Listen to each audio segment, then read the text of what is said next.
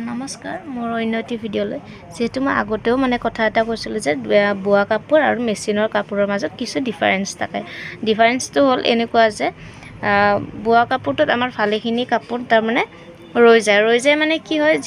যিখিনি লাগতিয়াল আমাৰ মানে ব্লাউজৰ মানে কৰিব লগা কামখিনি কৰি উঠি কি হয় পাছত এইখিনি বহুতখিনি ৰৈ যায় এইখিনিৰে আমাৰ কি হাত লগতে ডিজাইন দিব পাৰোঁ আৰু যিবোৰ মেচিন খালৰ হয় মেচিনৰ কি হয় কাপোৰটো আমাৰ 80 90 বা 70 তেনেকুৱাকৈ থাকে আমাৰ মানে ডিজাইন দিবলৈ বহুত কষ্ট হয় বা ডিজাইনৰ কাৰণে নাতে তেতিয়া আমি কি কৰিব লাগে জইন দিবলগীয়া হয় গতিকে আমাৰ বোৱা কাপোৰ কোনো ধৰণৰ জইন নপৰে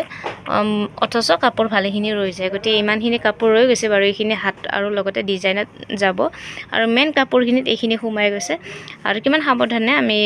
কাপোৰ বহুৱাব লগা হৈছে গতিকে তেনেকুৱা আৰু যে বোৱা আৰু